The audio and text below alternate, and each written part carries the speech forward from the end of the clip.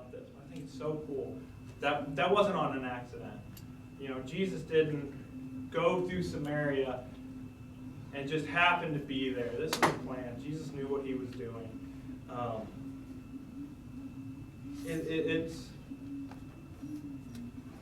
We have problems in our life, and as we see, this woman has problems, but we have problems in our life, and it's so nice to know that the Lord's already got it taken care of. He doesn't see time. He knows the beginning to the end. He knows what He's the one who holds tomorrow. I'm getting ahead of myself, but He understands. He already knows. He's already got it planned out. Whether we do or not, He's already got it planned out. In verse number 7, there cometh a woman of Samaria to draw water. And so we see there, she came to draw water. That was what was on this woman's mind at this point. She came for the purpose of drawing water. And Jesus saith unto her, Give me to drink. For his disciples were gone away unto the city to buy meat. Then saith the woman of Samaria unto him, How is it that thou, being a Jew, ask drink of me, which am a woman of Samaria? For the Jews have no dwelling with the Samaritans. I feel like we see this more and more today. At this time, the Samaritan woman would have been considered inferior. For one, she was a woman, and two, her ethnicity, and then also, we'll see later, her relationship history. I hate to say it, but people come to church or we deal with people, and that's the first thing that we see is, maybe this person's got a drug addiction, or maybe this person has this or that, or we know their past and their history, and it changes the way that we talk to them, or maybe not the way that we treat them, but the way that we spread the gospel with them. And in some ways, I understand that you have to do that, but in some ways, you've got to treat everybody the same and spread the gospel the same to each person, But anyway, let's continue. In verse number 10, and Jesus answered and said unto her, If thou knowest the gift of God, and who it is that saith to thee, Give me to drink, thou wouldst have asked of him, and he would have given thee living water. The woman saith unto him, Sir, thou hast nothing to draw with, and the well is deep. From whence then hast thou that living water? Like I said before, she came with the sole purpose of getting water. Before she got there, that was all that was on her mind, was to get water. Like I said, I've read this and I've seen this, but I've never understood. That was what her problem was at that point that she was going to take care of.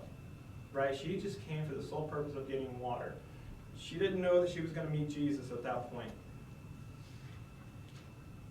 A lot of the times in our day-to-day lives, I don't know about you, but for me, I get so focused on doing something. The problem that I have in front of me is it might be huge, right?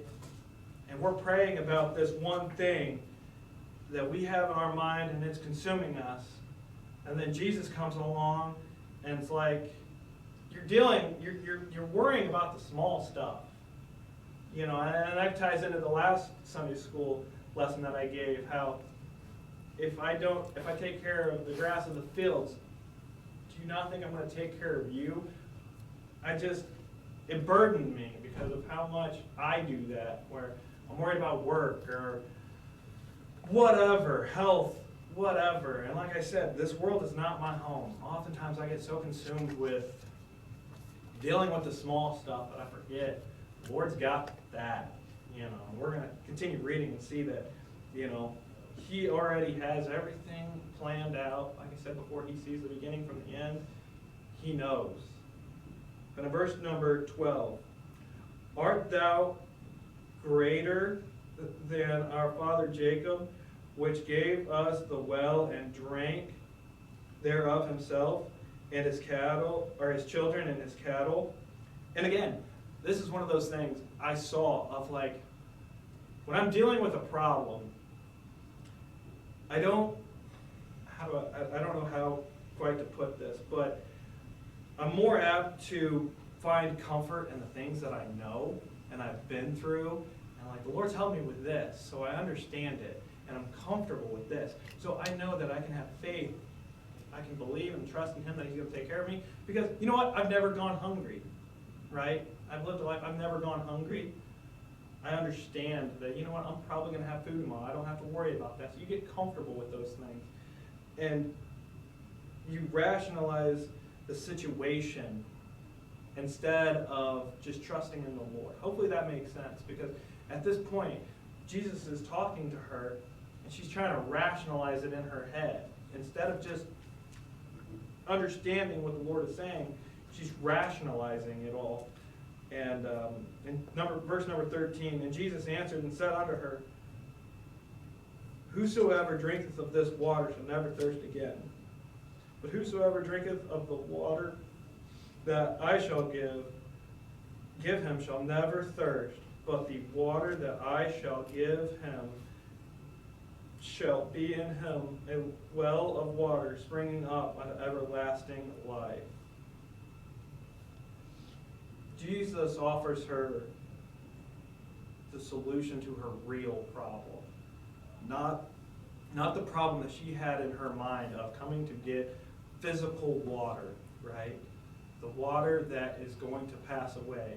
The water that's going to leave her thirsty again. The water that's not going to last. And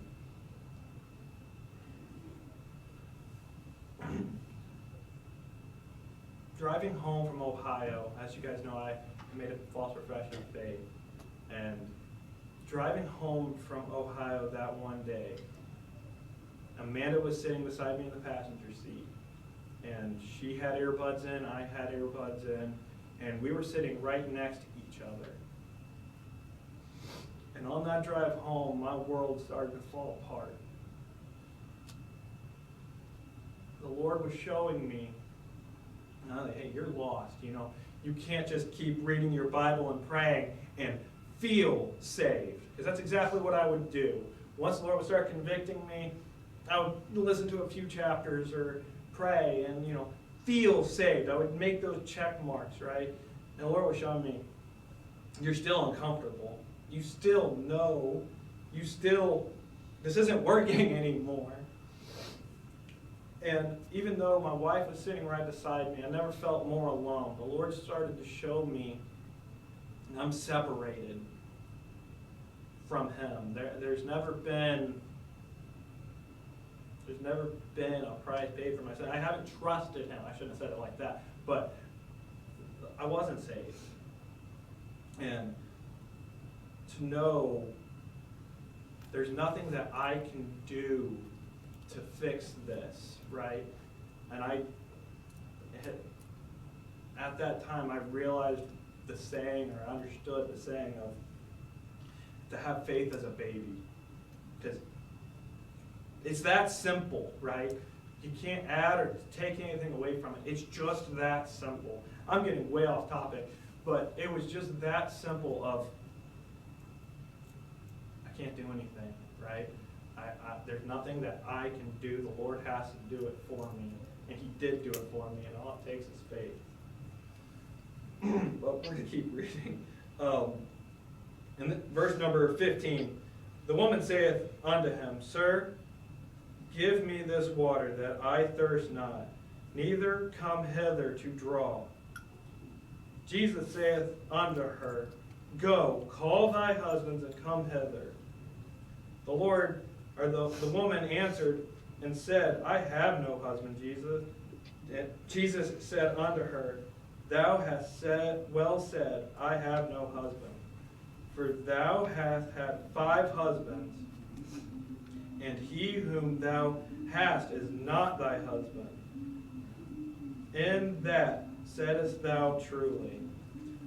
I've read this, and thinking all of this, what I've talked about so far is the stuff that sitting in my truck Saturday morning was going through my head. And I read this, and when she answered Jesus and said, "I have no husband," she knew she was in the wrong. She had an understanding of what I'm doing. She knew she had a problem. And it connected with me from that driving back from Ohio when the Lord saved me, is I knew I had a problem, right? I knew something was not right. And by her answering in that way, she knew that this isn't right. And I know that a woman back in those days, that she would have stood out, I feel like. She would have known. But then, we'll continue reading here. I'm going to read down until verse 28. The woman saith unto him, "Sir, I perceive that thou art a prophet. Our fathers worshipped in the mountain, and ye say that in Jerusalem is the place where men ought to worship." Jesus saith unto her, "Woman, believe me, the hour cometh when ye shall neither in this mountain nor yet at Jerusalem worship the Father. Yea, worship ye now. Verse 22. Ye worship, ye know not what. We know what we worship, for salvation is of the Jews. But the hour cometh, and now is, when the true worshipper shall worship the Father in spirit and in truth. For the Father seeketh such to worship him. God is a spirit, and they that worship him must worship him in spirit and in truth. The woman saith unto him, I know that Messiah cometh, which is called Christ.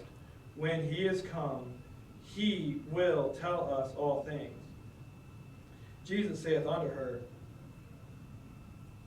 I that speak unto thee am he. And upon this came his disciples and marveled that he talked with the woman. Yet no man said, What seekest thou? Or why talkest thou with her? The woman then left her water pot, went her way into the city, and saith to the men, Come and see which told me all these things that ever I did. Is this not the Christ? Then they went out of the city and came unto him.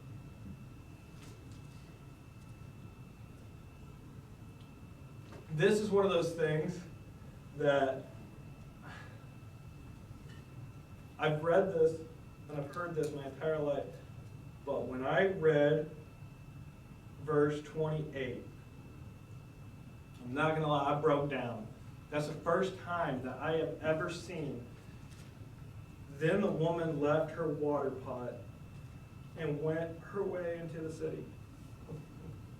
Like I said, that day she went to the well to get water. She went to go and get water. I feel like when she woke up that day, that was probably number one on her to-do list. That's what she went to do. And at the end of that conversation with Jesus, she left it. She said, that's not important to me right now.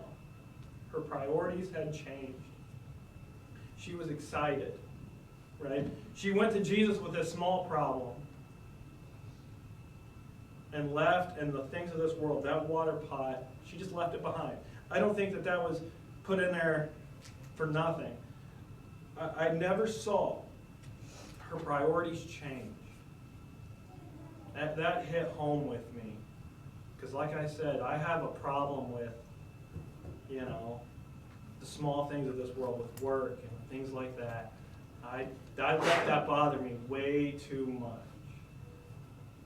But to see this woman get excited to the point of she left, it showed she left her problems with the Lord. She left and went and told people, is this not the Christ?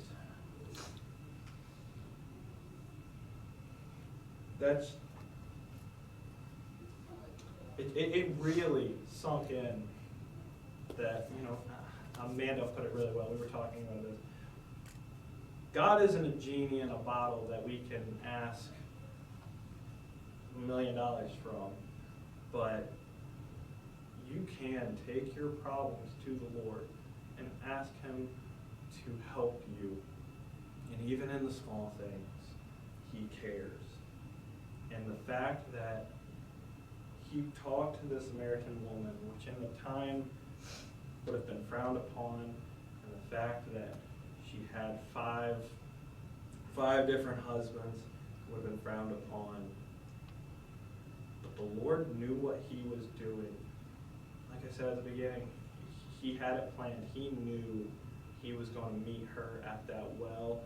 The times didn't just magically line up. And it's comforting to me to know that the Lord cares. Even me, with all of my sin and all of my problems, the Lord still listens.